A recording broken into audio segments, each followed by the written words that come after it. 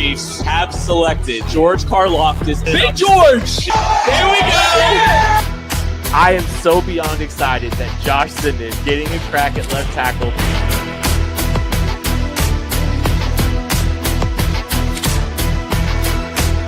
It's really hard to win the AFC Championship. Is it? Welcome into a live edition of the KC Laboratory presented by Emprise Bank, member FDIC, our amazing partners in Possible here at KC Sports Network. We are so appreciative of them and their support of KCSN from day one. I am so excited to be with my day one. Craig Stout. It is a two-man game tonight. It's me and Craig. And Craig, we didn't get a ton of time before the show even started. How are you? Correct. I'm doing okay, Kent. I am doing sufficiently okay.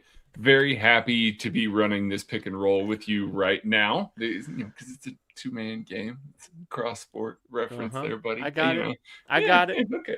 I'm just explaining it for maybe some of our less basketball-centric folk that like to listen to this. But how are you doing, buddy? How's life treating you right now? I'm so excited to hang out with you. That's how I feel right now. That's all I feel right now. Just getting you all to myself for a little bit here.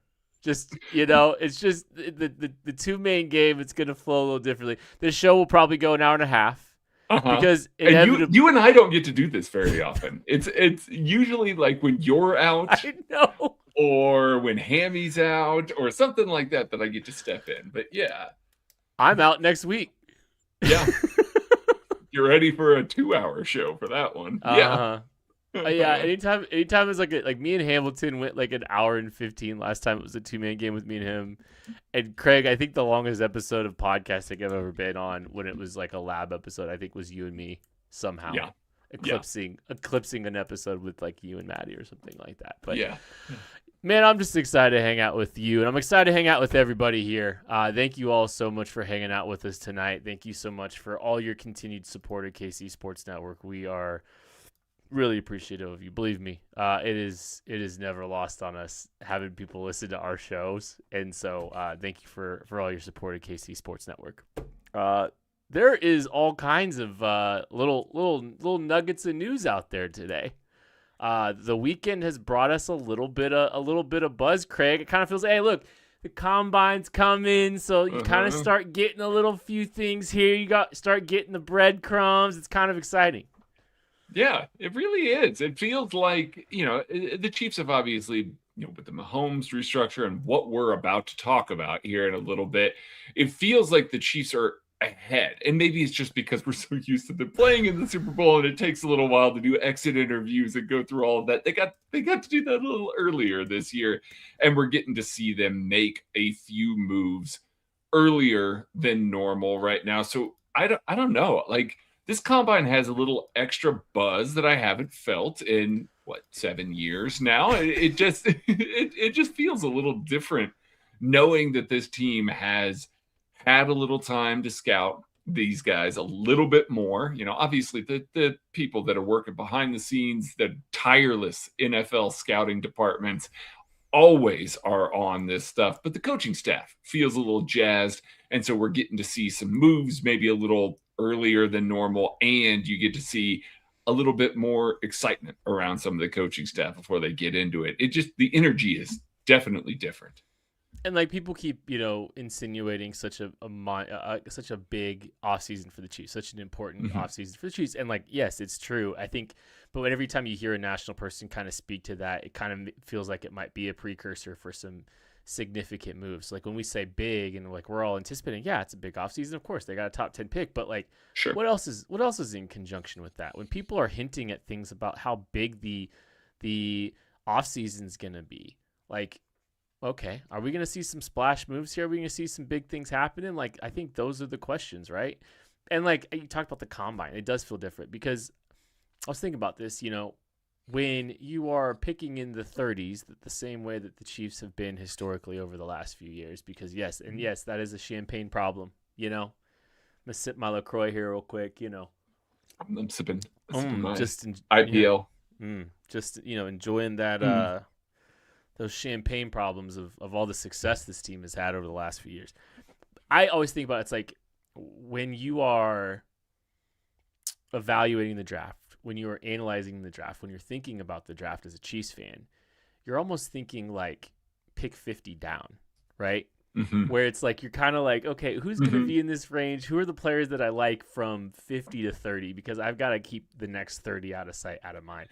I am locked in right now, and like the funny thing is we still need to pay attention to 50 down. Yeah, we're so focused right now on the first 10 picks of this draft right now because the Chiefs hold one of those selections. It is such a weird existence to be right now because I don't think by any means the draft order is set and, you know, who is going where is set in the top 10 or anything like that.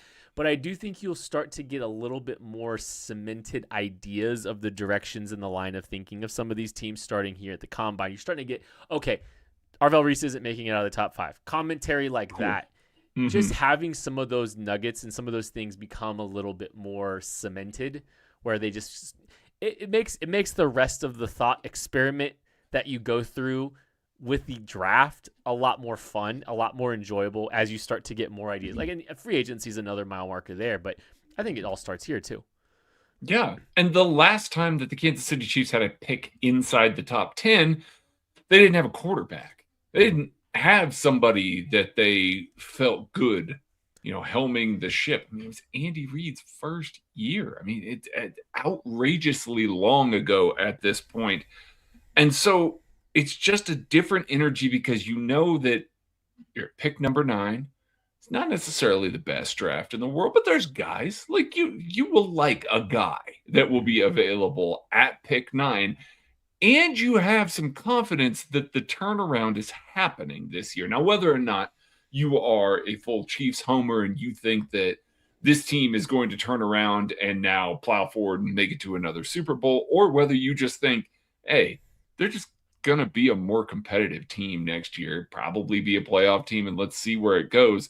That's probably the range of outcomes right now. I don't think there's a whole lot of people predicting, even regardless of what you think about their coaching staffs and the decisions that they're making and things like that.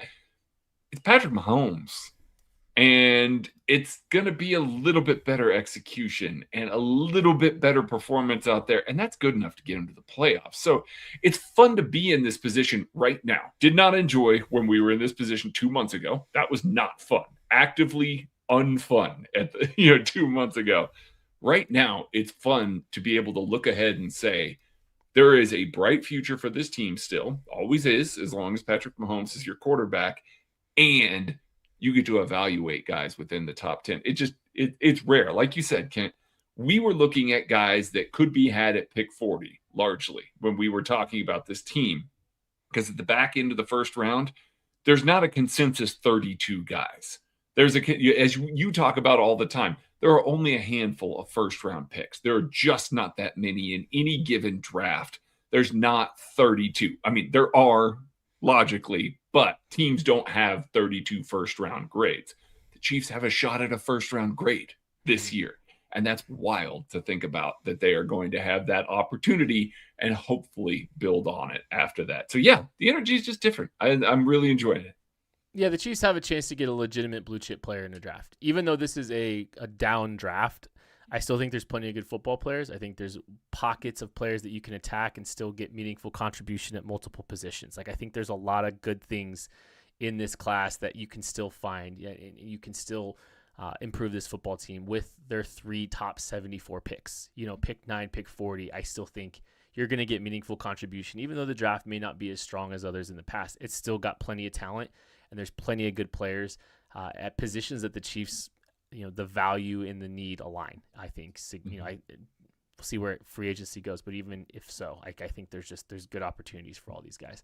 And by the way, if you want to learn about this draft class in depth, specifically how it relates to the Kansas City Chiefs, the KCSN Draft Guide, the 8th edition of this book, is available for pre-order right now. So you're going to get about 300 pages of Chiefs-specific NFL draft content that'll keep you satiated through all of April, and it's a really great companion for NFL draft weekend, because as players are coming off the board, as players are being selected by the Chiefs, you're going to get our immediate takes on how we think that they're going to fit the Kansas City Chiefs. So the link is in the description of this show. If you are interested in that, we would love your support, and we really appreciate everyone that's already pre-ordered. It's kind of cool, Craig. I don't know if I told you this, but this has been one of the best first weeks that we've had in a few years. It's probably because of the top 10 pick, but yeah, why would that be?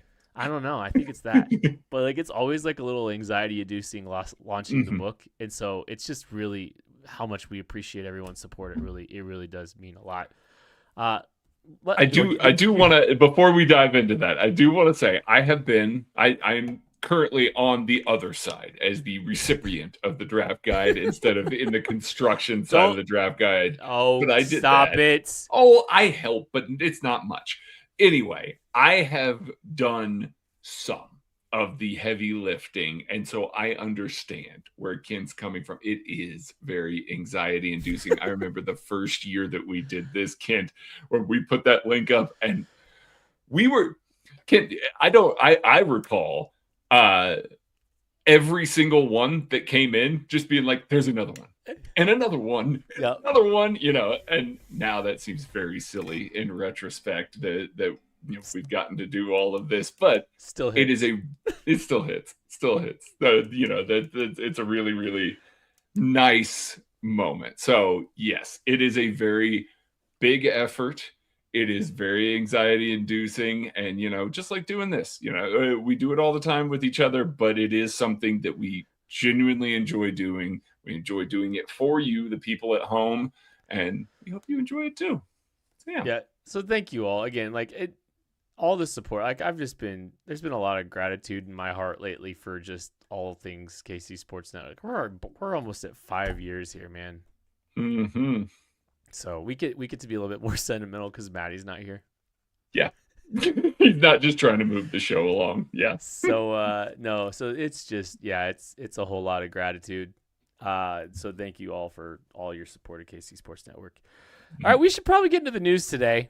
Let's do it. A little news has happened. The Chiefs have formally released Mike Danna, defensive end, clearing up nearly $9 million in cap space, incurring a small nominal cap hit of, I think, around $2.5 million, a little bit more than that. But the Chiefs make the cap clearing move of saying goodbye to two-time Super Bowl champion Mike Danna. Not super surprising. I think this was all a move that we kind of had earmarked as one of the things that this team was probably going to do. But man, this team is they're not playing any real strategic cap games, and they're showing all their cards early with all these cap moves. Mahomes restructures quickly, and Mike Danna now the Chiefs are moving on from him, saving $9 million in cap space. Yeah, this is not a typical. We'll go into the cap thing first, then we'll get into Danna here. This is not a typical Chiefs offseason for a lot of reasons, but primarily we are 18 days away from the start of the league year. Usually with 5 days left before the start of the league year, we're staring at the Chiefs cap situation and going, how the hell are they going to have any money? What are they going to do here?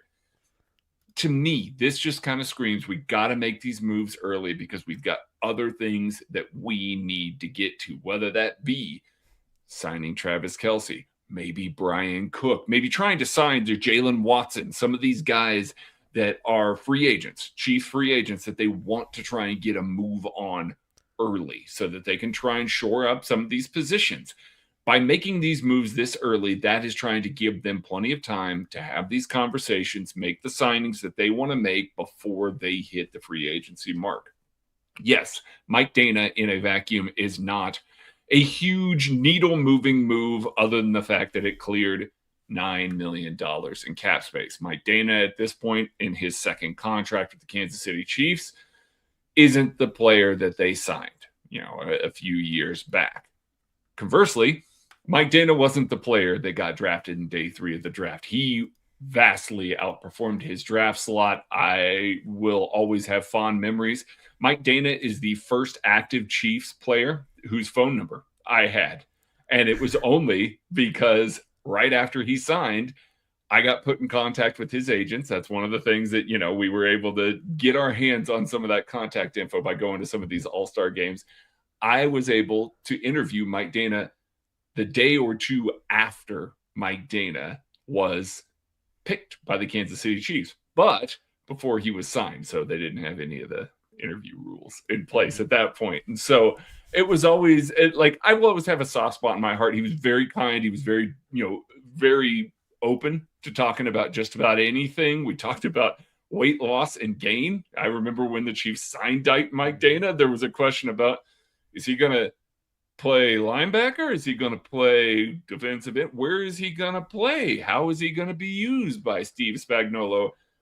A guy that I think will probably get lost in the shuffle, when we all get a lot older and we're struggling to remember Chiefs names here, but a guy that I will always very much appreciate for taking time out, talking to me, treating me with a kindness that he didn't need to, and then going on as a day 3 pick to earn a second contract with this football team, win a couple of Super Bowls, and just, good guy.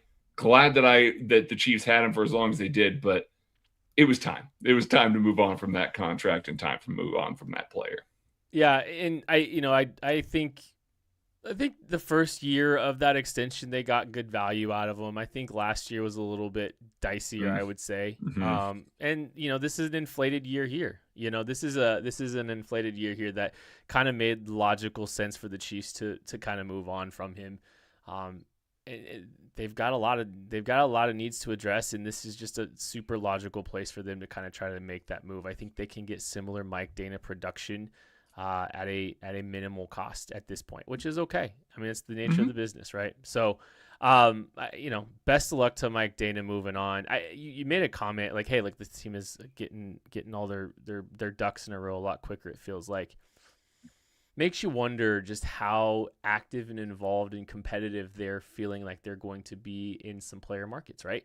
Because getting an idea of what you need to do to make things work, what business needs to get, settled and tended to, all of those things, just getting the ball rolling a little bit there just so that you kind of have a better view of, do I need to cut Drew Tranquill? Do I need to restructure this guy? Do I need to extend this guy? Every move that you get done now gives you just more flexibility with the contingencies. That's what makes me think that we are in for something big, right? That we are in for the Chiefs really making a big effort in a few of these, maybe not like top end free agents, not necessarily like all these top end guys. I'm not saying that they're going to be at the top of the market at 3 different positions or anything like that. But I imagine the players that they're interested in at all the positions they are interested in are probably garnering a bidding war. There's going to be some people bidding for some services. That's kind of what it feels like we're about to embark on, which is why the Chiefs are trying to create a little bit of wiggle room and just have a vision of what they need to accomplish their whole offseason.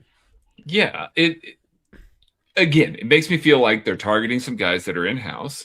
Makes me feel like maybe they're targeting some guys that they can move quickly on at this point, and it could just be that they're giving Mike Danna some time here. We hear that all the time with some free agents that they say, hey, we're going to let you go a little bit early, allow you and your agents to do the kind of reconnaissance needed to get all of that out there and try and find a home for you, especially a guy like that that's maybe a mid-tier to a mid to low tier free agent or something like that. Give him all the time in the world to try and find a home, especially since now he won't count against the compensatory formula. Now he's not going to do it. He's a cut player at this point. So they can just go out and try and get a guy like that. It also makes me wonder, what are they really going to do here? If they're going to move on from Jawaan Taylor, which is who we all predicted last week when we had this conversation, one of the things Matt Derrick said was the inevitable, cut of Jawaan Taylor. Refer to it as inevitable or expected. And maybe that's what the exact wording of that was. That cut move now all of a sudden puts them very much in the plus, very much able to compete in free agency, very much able to maybe say, hey, we're going to go after Breece Hall. we're going to try and go after a guy like that maybe will require a bidding war because there's going to be multiple teams involved in that, or a defensive end or defensive tackle, or who knows what it is that they're trying to target here. But it does make me think, I'm with you, Kent, does make me think that they have bigger plans lined up here. It's not just going to be now they're going to cut Drew Tranquill and they're going to ride into this season, just sign some rookies and move on. This feels much more significant at this point, and it's due to the rapidity of it happening rather than just kind of trying to clear some room like they normally do right before the league year and then move on and don't do a whole lot in free agency. Yeah, I'm going to be paying a lot of attention this week. I think you're going to hear more players connected to the Kansas City Chiefs. There was already one player connected to the Chiefs, and we're going to talk about him right after this. Heather Luce, broker owner, KC Local Homes, and Emprise Bank has been a great partner for us. They're our partner in Possible. Debbie and I hit it off immediately, and she was one of the first bankers that I would say sat down with me and actually genuinely cared about my story and where I was coming from and what I was trying to do, not just what kind of loan do you need, how much equity do you have, and she really kind of laid out my options for me and just made the process make sense, and I felt comfortable with it. Start to talk about it and think about it, a building popped up that I wanted, that I could afford, and it was in a great area. And so they really guided me through the SBA. I used the SBA loan to acquire it and really guided me through that process and made it happen. I think that we talk about that a lot, where we wouldn't have a business. We wouldn't have what we have here if we didn't have the clientele that we do. I've always functioned out of a people over profits mentality. The houses sell themselves, right? I'm here to help people and facilitate the transaction for them. Thank you all so much for hanging out with us tonight. Appreciate it. Big week here with the NFL Combine coming here. And look, so much news. You're going to be hit by a wave of news, little rumors and stuff like that. We've already got a couple of things popping up here this week. And yeah, KC Sports Network is exactly where you need to be to follow all that kind of stuff, break those things down. We're here to help with all that kind of stuff. So it's going to be a good time. The first piece of news that kind of hits over the weekend, a little bit of buzz. This is from Pete Sweeney. Ahead of Combine Week, I'm hearing there's legitimate interest from Travis Etienne to come to Kansas City. That is Jacksonville running back Travis Etienne. Etienne's due to become a unrestricted free agent on March 11th. And the Chiefs need a running back. We'll see. I think it is an important distinction there, that there is interest from Travis Etienne to come to Kansas City. That is a very faint side of it, right? Because, but I think here's the thing. I think when you start hearing, this is my opinion, you got to pay attention a little bit, because when you hear the player is interested in coming to Kansas City, that doesn't mean nothing. A lot of times, if it's if it's a 35-year-old veteran receiver that's interested in, yeah, of course he's interested. Yeah, Odell Beckham off of 6 injuries is interested in going places. We don't have to talk down about Mike Evans, Kent. He might be a Kansas City Chief. I think it's apologies to Mike Evans for catching a stray there. Thank you. But Thank you. But I think the point is I think the easiest way to talk about player connections to teams without tampering allegations, without things getting a little bit too close to the tampering line, is to say, yeah, the player's interested in coming to Kansas City. Well, why is the player interested in coming to Kansas City? I bet you that the Chiefs have some interest in Travis Etienne becoming a Chief as well. That higher end free agent in the running back room, yes, expressing some interest in going to Kansas City. Do you think he's expressing interest in coming to Kansas City, Craig, if the Chiefs have offered him $5 million APY? Or if the Chiefs have, hinted at their interest in him for $5 million APY? No. I would venture to say that the Chiefs are probably competitive for Travis Etienne, and the best way to maybe get that connection started would be indicating, hey, look, the player is interested in coming to Kansas City. Mm-hmm. That's what I took out of that little nugget there. What I took from that nugget is the Kansas City Chiefs are not playing in the Kenneth Gainwell market at running back. Now, they might get there. If the bidding gets out of control, they could get there. So we'll see on that. But no, if you're in the Etienne market, you're also in the Breece Hall market. Yeah. And you're also potentially in the Kenneth Walker market. Kenneth Walker may go from higher. But, it depends on all those guys making it out of their situations, obviously. There's a lot of talk about extensions, tags, deals like that.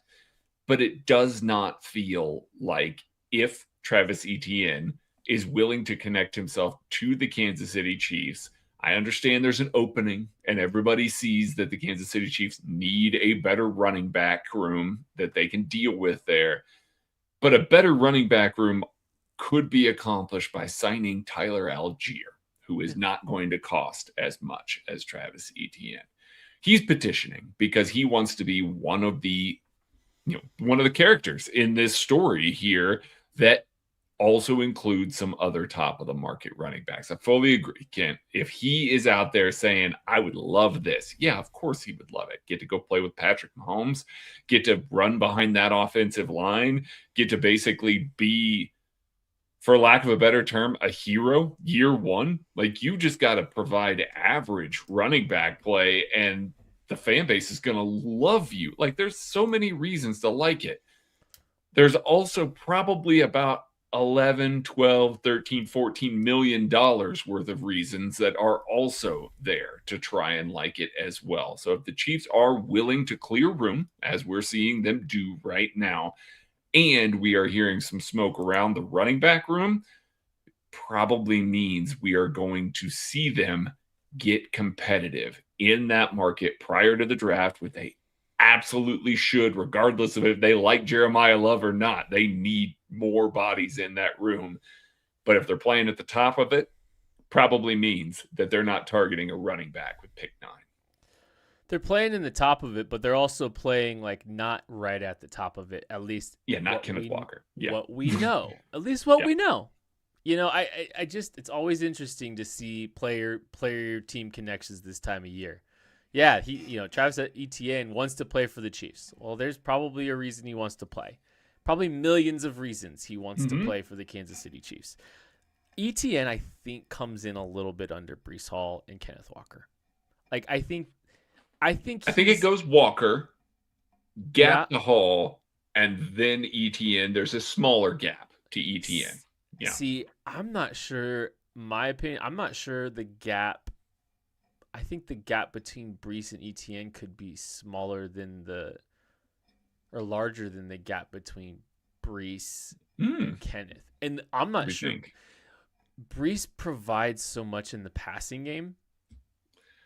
Correct. And that's the thing that, and as a pass, and in pass pro and all that, like, I don't know. I kind of wonder if Breece Hall winds up setting the market, the running back market here. Not like free agent class, not the entire. Yeah. Yes, I understand. Yes, yeah. Go. Sorry. I want to talk about one of the things that you just brought up there that may result in what you're saying becoming abundantly clear here. Travis Etienne sucks at pass pro. Is actively bad at it. Has not been good at it his entire career. The past couple of years, they have tried to put anybody else on the field over him on third downs just for pass pro. I know everybody's going to look at that and be like, wow, he gets a lot of targets. One year he got 73 targets in the passing game. That's pretty good. He's a 3-down back. I don't think he's a 3-down back for Andy Reid. I don't. I think that he is going to be used more in the Damian Williams mold. If you are going to sign a guy like that, where it's going to be 1 yard, 1 yard, 1 yard, 98 yards. And that's fine. This team needs some juice. But I don't think that he is going to be a 3-down back for a team like Andy Reid that asks so much of their running backs in pass protection there and doesn't try and sort things out other ways. It is running back heavy from that standpoint. That's what makes me think maybe his market might be lower. than those other guys. Because certainly if you're looking at statistics, yeah, he's got 3,000-yard seasons to his name. And very durable. Very durable. Very durable. He's got 1 year where he played under 16 games. One. That's it. So he's on the field, available. He is out there all the time, and he's a home run hitter. He scores lots of touchdowns. He is a guy that contributes in multiple facets. I just wonder if, from a pass pro perspective, if the Chiefs are looking at him maybe in a tier down. To your point, Kent, I think he's probably going to go a little higher just because there are teams that are going to bid him up that aren't going to ask him to play in pass pro in the same way that the Chiefs are. But again, if the Chiefs are willing to play in that market, well, they might have to go a little bit higher. I think, yeah, I think he probably eclipses like 10 mil still APY, like, and that would put him put him at Aaron Jones. Here's a fun one: Kyron Williams or Travis Etienne. Oh man.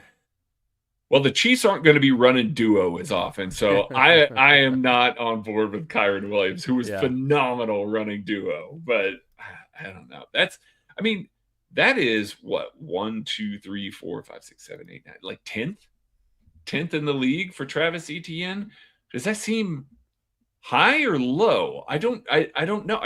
That might seem about right. Honestly, that's about right. Yeah. Anyways, I mean, Kyron Williams gets $11 million APY. Aging Aaron Jones gets 10 this last in 2026. So that's all. I just looking at that. I just kind of looking at that. Those are the numbers I'm looking at here. I think the pass pro thing could hurt him. Breece Hall, what happens to Breece Hall, I think matters. You know, does he get tagged? Does he hit the open market? Right? Like those are questions too that like I think are worth, you know, paying attention to. You know, who pays Breece Hall? Is it the Jets or is it somebody else? But I'd be interested in Travis Etienne. Like I think I think I don't know how great of a chance there really is that Jeremiah Love actually even makes it to the Chiefs at 9. The buzz seems to be heading towards he ain't gonna be there. And I think we've always kind of said, like, I don't think the Chiefs can truly play in a world where they're waiting out the Jeremiah Love situation at pick 9. They're not picking high enough. They have to be decisive at the running back position. And if they feel they need to aggressively correct it, that means you have to play in the top of the market. And Etienne makes a lot of sense in that regard. So I don't know. I the more I think about it, like, I'm okay with the move. And if you're looking at how the Chiefs are going to try to build this offseason out, yeah, Travis Etienne's getting a multi-year deal. You know, the top of the market running backs are getting a multi-year deal. That makes it a lot easier to fit in more players in 2026 under the cap, because I've maintained, I think the Chiefs probably have 2 multi-year deals under their belt, you know, or in their offseason, in their quivers here. Like there's going to be a lot of short-term deals, you know, to fill out the roster, but I think they've got to put 2 multi-year deals out there at 2 different positions. I don't know what the positions are, but I just know that I think running back is one that makes sense because it could be a low cap hit in 2026. And I mean, there's a significant need at that position anyway. Yeah, for sure. And again, if they sign Travis Etienne to this, I'm going to be excited because he's going to have wide open lanes to run through. They're going to use him in the screen game and early down. It's going to work. Like Travis Etienne in Kansas City works. He is a better version of Damian Williams at worst. That really is the case there. And so he can go out there and perform at a very high level behind a better offensive line that Damian Williams got to play behind, and with a little bit different scheme. Travis Etienne makes defenses respect the run game, and that is worth $10 or $11 million APY, 100%. Is he going to play on all 3 downs all the time? No. You probably need another guy that can come in and be that 3rd down back. But here's the secret. They need 2 guys in the room anyway. If you've got a lead on somebody that you feel comfortable coming in and playing those passing downs, being more of that protector role for Patrick Mahomes in the backfield, a la how Jerick McKinnon was utilized, in his time in Kansas City. That is a valuable position. That is a really valuable position that they can add that is certainly not going to break the bank. Or if you got a guy that you absolutely love in the draft that just really has that skill set, maybe isn't the same kind of runner, but my goodness, will just put his life on the line in pass pro. That's the kind of guy that you pair then with a Travis Etienne, and you feel really good about your running back room. So I am curious to hear what more we hear come out of the combine and what other running backs are attached to the Chiefs. See if it goes up, if now all of a sudden Breece Hall and Kenneth Walker are there, or if we're talking more in the Algier tier or something like that, which again, I'm still okay with. I think he's a fantastic signing too, but this is just kind of like the first domino that we're hearing attached to the Chiefs right now. Yeah, it's always interesting to see this time of year, right? And how many, I think the amount of players you hear connected to a team, how often is it that they don't wind up there either? Like when you're thinking about these specifics, and like if you're looking at like a player that's probably at the top of the market, or near the top of the market, getting connected to teams, like I'm always going to be paying attention a little bit to that because, yes, it's not 100%, but I do think that kind of gives you an indication of where some things are heading. Travis Etienne's interest in the Chiefs is not because they haven't talked figures yet, So no, Kent, they haven't. They haven't talked to each other yet. Oh, that's right. The league year has not started. The legal tampering period has not started. The Chiefs lost a draft pick for that. The Jeremy. That's a good point. They are not doing that again. They learned their lesson, Kent. They will That's never. True. But you know who I have? Do you know who I have verifiable? The Bills do it all the time. All the time. The Bengals, the Broncos, all Sean Payton. Everybody with a B mascot name. Yeah, I'm looking at you, Bears. Sean Payton is at Travis Etienne's house right now. Just right now. They're listening to this. They're not supposed to be hanging out, but they are. Mm-hmm. Not the only little nugget that came out this weekend. ESPN and KC Sports Network's Nate Taylor talking about the Chiefs and Tyreek Hill.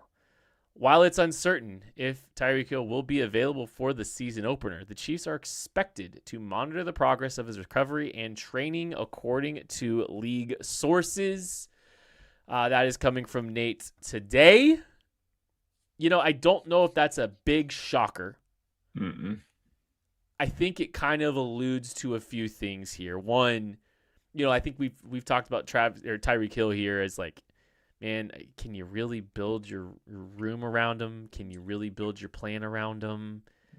You don't know what you're getting from an injury perspective. When he comes back, you don't know, when he's going to be back. It doesn't feel like you can just come in with the off-season plan of, or even, at all, just saying, you know what? Yeah, we're gonna eventually get Tyreek Hill back. We're gonna sign him in the middle of the season, and then that'll fix the problem, right? It feels like if the Chiefs are to grab Tyreek Hill some point in the season, or sign him early and then just, let him recover from injury or whatever, you really can't build a plan around that. Mm-mm. At all. You've still got to make all the moves as if you're not getting Tyreek Hill at all, because first off, you don't know how he's going to recover from all this injury, but second, you don't know what you're getting. Mm-mm. There's too many variables here with Tyreek Hill. So yes, that you might get him at some point and it'd be a nice ancillary piece to your whatever you've got cooking already. But to expect him to have any significant role that you just have defined and you build the plan around, there's absolutely zero chance this team can do that. So I think that's – I don't know how you evaluate that, Craig.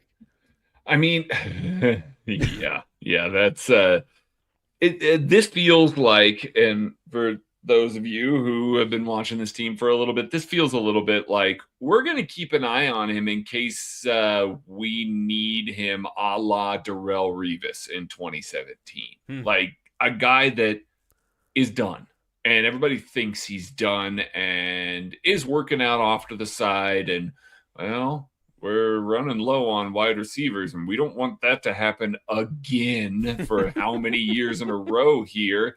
Maybe Tyreek can come out there and run. He knows the offense. He's going to be able to pick up the playbook. He's going to be able to do the types of things that he was doing before, albeit not as athletically, probably a little slower and less explosive. But frankly, if your option is that, or let's go try and figure out if Jalen Royals can catch, 8 targets a game, which, I mean, Jalen Royals may factor into this team. I'm just saying that at this point last year, you were not sitting here going, oh, well, we're just going to run with the young guys and all of that. If you're in a competitive spot, you want a guy that you can keep track of. So, of course, it makes sense to monitor him. And there is a relationship there. They have an open door to him, regardless of what you think about that as a fan. That door is open. Now, Andy did go ahead and say that's not something we're considering at this moment, which makes perfect sense. This is something that feels like you've got all of the surgeries you've needed. You've recovered from that. We feel good at where you are in week 9 of the NFL season, not as a, hey, guess what? He's wide receiver 1. He's coming in. We're throwing him 120 targets. No, it's not going to be that. This is more of a break glass in case of emergency, or break glass in case of offense still doesn't go. It really does feel like one of those situations that it makes sense that they should keep an eye on him because of that open relationship that they have with him and his familiarity with the scheme. But at the same time, I don't look at this as anything more than a later season move at this point, if at all. There's questions about like what his outlook even is, man. Like he's a complete lottery ticket. He needs to be treated as such, and I don't know how you can pay him, any significant amount of money. So, and like if it's a midseason signing, it's probably not going to be for a lot of money. It's just an opportunity to play football and improve your stock for 2027 and try to get the last probably big bag of your career if you're going to get one. So, the other thing is, like, I mean, you grab them. There might have to have been some moves made in your receiver room, honestly, because if you're looking from a roster construction perspective, like Tyreek Hill's not playing special teams. Who's playing special teams for you? Like Jalen Royals. That's it. It's like it might be Jalen Royals. Like that's it. So yeah, we'll see. We'll see what happens with the Tyreek Hill situation. I think he's just, if you get anything out of him in 2026 for your team, like that's I guess a bonus, right? Sure. I mean, if you get anything out of him, any impact at all, that's a bonus for you there. All right, one more thing before we get out of here, because like the free agent buzz is kind of starting to hit. You're starting to see all these things come out a little bit, but I think there was some news that has kind of happened over the last few days that I think is relevant to the Kansas City Chiefs. 3 skill position players seemingly have or will have some of the top players in the entire class not even hit the market, which is pretty normal, right? Like you're pretty used to this. Sounds like Alec Pierce will not be getting out of Indianapolis. The wide receiver from the Colts. I don't know if the Chiefs would have been interested in him anyway, because I think he is going to garner a lot of money from the Indianapolis Colts. If they're willing to place the tag on him, that means the APY for him is going to be pretty substantial if a long-term deal does come to terms. Anyways, the Colts do not intend to let Alec Pierce out of the building.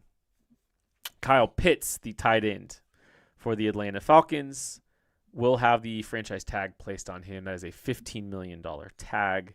I think that's a no-brainer at minimum. Tag him at least and maybe pay him buku bucks because he's awesome. And then in non-tag related news, Javonte Williams signs a 3-year, $24 million deal with the Dallas Cowboys to remain their lead back down there with the Cowboys. 3 positions, 3 skill players, all kind of, I think, impacting the Chiefs a little bit. One, the pool of players shrinks a little bit. I think probably the place it's most felt that impacts the Chiefs is probably the receiver position, Craig. Yeah, I think so as well, especially since it looks like the Cowboys getting ahead of something here. Sounds like they might also tag George Pickens. That's kind of a foregone conclusion as well. clearly the Pickens too. And I mean, if I'll be honest with you, if I can be 100% transparent, George Pickens doesn't even register as someone I think the Kansas City Chiefs would entertain at all. And so if I am positioning him in the math at all, I don't even think he exists. Absolutely. If I'm being candid. Pierce, I think, matters because I think teams that might be looking for a receiver the same way the Chiefs might be looking for a receiver are affected now too. Anyways, please continue. No, George Pickens was not a Kansas City Chief. And I mean, we should have known that in 2022 or whatever. Goodness, they still should have picked him, but they didn't. And for a lot of reasons that have surfaced now at this point in his career, but where the Kansas City Chiefs are right now, they don't want another wide receiver that they've got to worry about. They don't, and they certainly don't want to do it and paying big money. So yeah, George Pickens was never realistic for this football team. But if Pickens and Alec Pierce are off the table, who's the big name at wide receiver? It's Jawan Jennings. Now all of a sudden, Jawan Jennings' market gets hot. Is he going to cost $25 million, $26 million for Jawan Jennings? I like Jawan Jennings. I don't $26 million like Jawan Jennings. The next guy, maybe Wan'Dale Robinson, Deebo Samuel. We are in slim. Rashid Shaheed. I think falling off a cliff in a hurry. I think there's one player that'll eclipse all those, and I don't think anyone in their right mind will pay Jawan Jennings near that money. I think Romeo Doubs. You think Romeo Doubs gets a big payday? I think Romeo Doubs exceeds Jawan Jennings' number. I think Romeo Doubs. That could be fair. I think Romeo Doubs probably gets between $15 and $20 million APY. Okay, that's fair. If you want to tell me that Jawan Jennings is not going to break 20 million, I can maybe believe that. But are we really going to have a wide receiver free agent class where nobody eclipses $20 million? It's been a while since that has happened. Now, granted, this is a bad one with those guys off the market. It really, truly is a bad one with those guys off the market. But it's also with inflation and all of that. I mean, again, Christian Kirk got $20 million a year. What was that, 3 years ago, 4 years ago? Is Jawan Jennings not going to get that? I don't know. I struggle with this wide receiver class when you take those guys out of it. And frankly, it's not one that I want the Chiefs really playing in, especially not near the top at all. The juice isn't worth the squeeze for me. And to your point, if now all of a sudden Romeo is the bell of the ball here and they're trying to go out and they're trying to sign a wide receiver one, you're going to be paying way more for Romeo than you thought you were paying for him at that point. And again, I just have so many questions about him and how he would be used in Kansas City. I see the path, but I don't want to spend the amount of money it takes to try and find that path. I would rather try and address it in other ways. Yeah, I think there's only a few players that I'm interested in. I don't know if I'm interested. I don't know. I mean, I think you're going to be surprised at how much Romeo Doubs gets this offseason, Craig. You might. I might be surprised. I think you're going to be surprised because he's still young. I mean, he's still 25 years old. I mean, with Jawan, he's 29, so I think that might hurt him a little bit with his career earnings or with his his last contract. But I think Doubs becomes possibly the belle of the ball for a lot of teams when you're looking at teams on multi-year deals and stuff. I think Doubs becomes one of the most appealing 3, 4, 5 year deal type receiver because there's just not a ton out there. So, I mean, Jennings, I'm not sure how long of a deal Jennings is getting into his 30s, I'm thinking it's a 3-year deal or something like that. I'm not thinking, I think it'll be a bigger money deal, but I think it is a shorter term.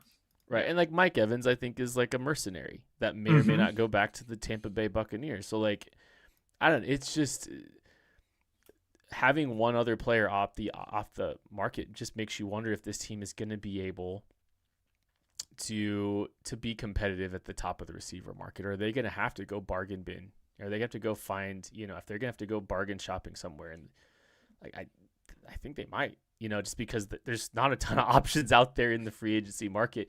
Tyke, I'll tell you the thing that like appeals to me more and more, and I don't think this team is locked into receiver at pick 9, but I think there's a decent odds that like they'll take one at pick 9. Just bringing back Tyquan Thornton.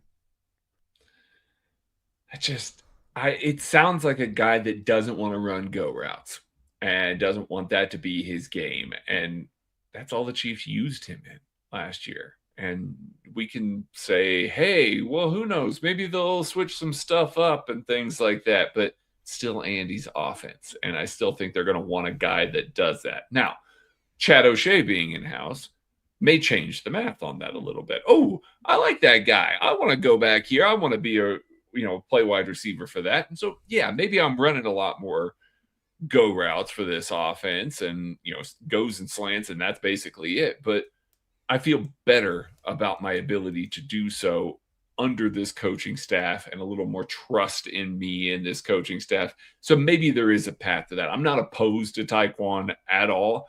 Just sounds like a guy who's logically and mentally maybe moved on from this football team right now. Yeah, Tyquan, I think, at least left the door open a little bit in his conversation with Jason Anderson last week.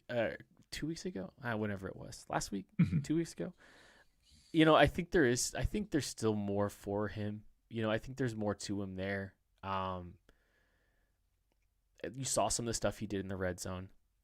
You saw, I think he showed a little bit more than being just a vertical pass, vertical guy. But, I think with Hollywood, with the full complement of players and having that long-term plan for Hollywood and Xavier and Rashid, the Chiefs elected to kind of see that thing through, and it didn't go great. And that's where I think Tyquan Thornton kind of got sacrificed, even though he was out producing, some of those guys, so. And he's still young. He's a 25-year-old.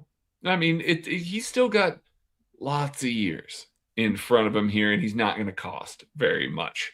So as a piece to the room, he makes perfect sense if he's willing to stay in Kansas City and try and give that a go. I'd love to see him on a multi-year deal too, because I think he's caught. I think you can maybe put him on a 2-year deal, and then now you've got him locked up through 2027 when you're so concerned about the Chiefs receiving room. Where you're probably losing Rashid, where they just Kelsey. Literally need bodies. Yeah. That's one I pay attention to. But like Tyquan, Rashid, Worthy, and Mekhi Lemon sounds pretty awesome. I could do it. I'm in. I'm do absolutely in. And then you're Mekhi Lemon being on my football team made me in. So I'm I mean, you could talk me into Tyquan, Mekhi, and Xavier Worthy as a baseline in 2027 too. So it's to still be pretty small. It's pretty skinny. Yeah, skinny, it's a pretty skinny boy pretty group. Thin room. It's a thin room. Literally. Tyreek Hill would be the broadest built player in that room still. That might have always been the case though, if we're being honest. I mean, he's built like a brick shit house. He's yeah. I want to go back to Javonte Williams, one of the other players that you mentioned there that signed an extension. Did you have the same reaction to the Javonte? Because we haven't talked about this at all. Normally we chat. We just haven't been, as I haven't been as active in the group chat lately. Did you have the same reaction to Javonte Williams' contract that I did, where I went, "Oh, that's it? Oh, that's great. That's really good for the Chiefs," because I consider Javonte one of he's in that same grouping as like Rico Dowdle. Maybe you want to throw Algier in that same group as well. But some of these other guys that I would be very comfortable with as Kansas City Chiefs, as long as they don't cost too much. For $8 million APY, that's a good deal. Javonte Williams was fantastic for them this year. Just seems like he needed a little bit of a change of pace, went into the right situation there, and gets rewarded for it.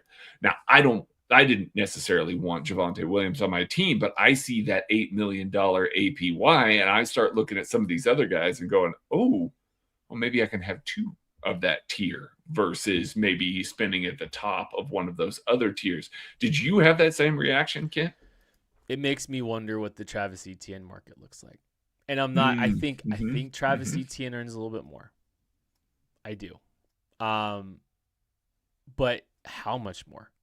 How much more is it really? Because I mean, Javonte Williams he's not quite been as healthy, but he had an outstanding season.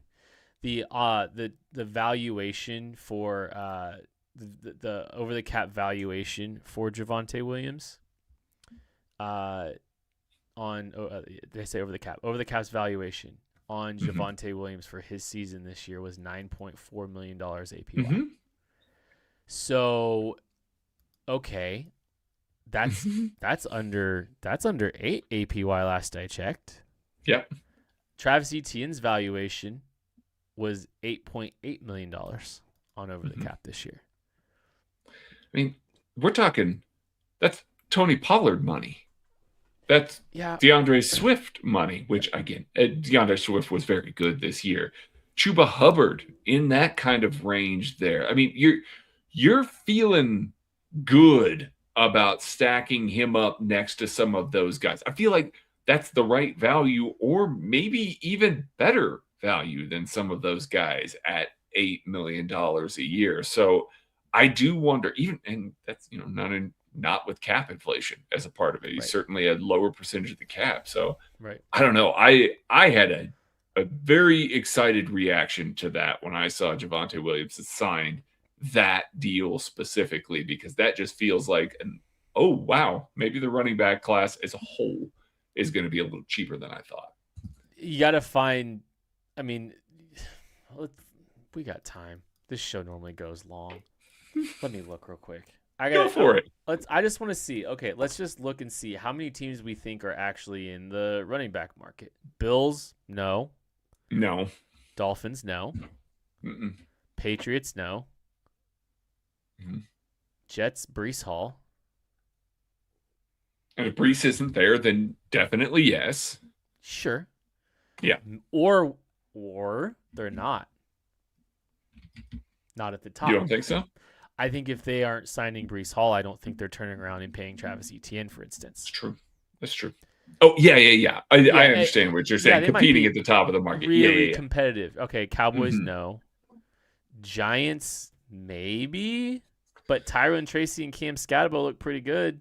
Yeah. If they think Scatterbo's coming back any kind of healthy, they're fine. Eagles, no. Commanders, maybe. That one, I can see the Commanders investing a little bit there. I mean, they're going to let Brian Robinson walk. Not that that's a big loss for them by any means, but they need a little more juice back there.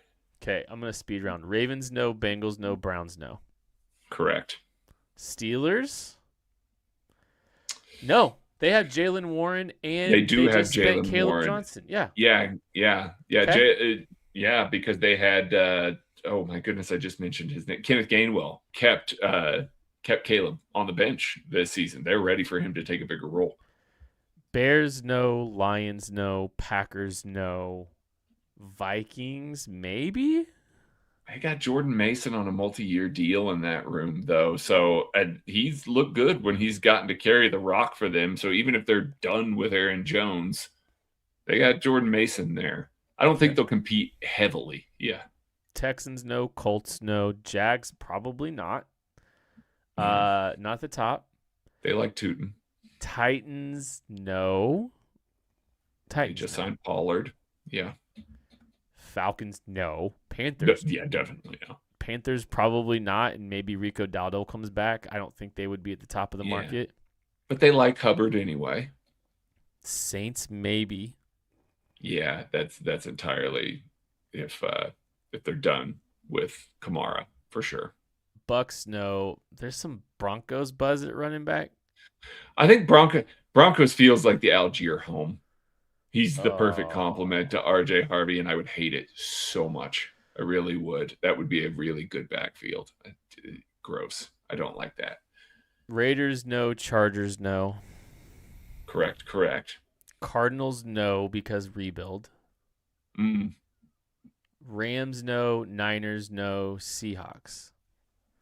So the market is the Washington Commanders, the Minnesota Vikings, the New Orleans Saints, the Denver Broncos, the Kansas City Chiefs is just like the off-the-top logical market for the running back room. Yeah. Saints still have Kamara. Broncos have RJ Harvey, even though They do. They like him. There's some buzz. There's some buzz that like they want more in the running back room. I don't get it. Minnesota, they still have Aaron Jones under contract. They still have Jordan Mason under contract. They have Ty Chandler. I mean, yeah, I'd be surprised. Mm-hmm. And then Washington has Bill Krosky-Merrick, and that's about it. Yeah, Washington needs a back. Now, Washington might need a back at 7. Right. I know. And the Jets are in front of the Chiefs as well. If they moved on from Breece Hall and drafted Jeremiah Love at number 2 overall, it would be an insane move. Saints as well. The Jets doing that would be an insane move, but wouldn't put it past them. So that could be what the Chiefs are looking at here. The teams that are left that still have running back needs, being able to look at that and say, oh, we're pretty sure one of these teams is going to add to their running back room. So we're going to take advantage of the fact that there is a market inefficiency with less teams that need running backs. We're going to play in free agency now. So, I mean, and like play a little. Sorry, I'm just gonna do this because it's just us. Mm-hmm. Just the two of us. If we were looking here, let's say, okay, so free agents, you've got Etienne, you got Dowdle, Kenneth Brees, Walker, Rashad White. I mean, maybe there just isn't as maybe there's not as many teams, and maybe a couple make sense. You know, like maybe like there's a couple that we didn't talk about that like are just like, nah, we need a guy, because there always is. I don't know though. Like you can play matchmaker for a few of these teams pretty easy. Rashad White goes to the Saints to just help be part of that room, and you know, Dowdle goes back to the Panthers, the Broncos, Algier. You know, I don't know. Maybe it makes more sense that the top of the market is interested in the Kansas City Chiefs. I don't know. Yeah. Where they're just like, hey, you're going to have some money. Pay me. Yeah. Might be a little bit more like, who are they competing against? Who are they really competing against? I think that's the big question. Yeah. We'll see if we get any more buzz over the next 48 hours. And I'm sure if there is anything that happens before the lab and happens tomorrow, only Weird Games will have you covered. We got a lot of great opportunities for you to catch some great content here at KC Sportsnet during Combine Week. We are boots on the ground right now in Indianapolis. Tucker's out there. Matt Verderam's out there. BJ's out there. Herbie's out there. Nick Springer's out there giving you excellent content. So keep tabs on what's going on here at KC Sports Network from the Combine, and we'll be breaking it all down. That is going to do it for this episode of the KC Laboratory. Thank you so much for listening, watching, supporting. We love you. We appreciate you. We'll catch you later. This is where Maddie says something witty. Or not.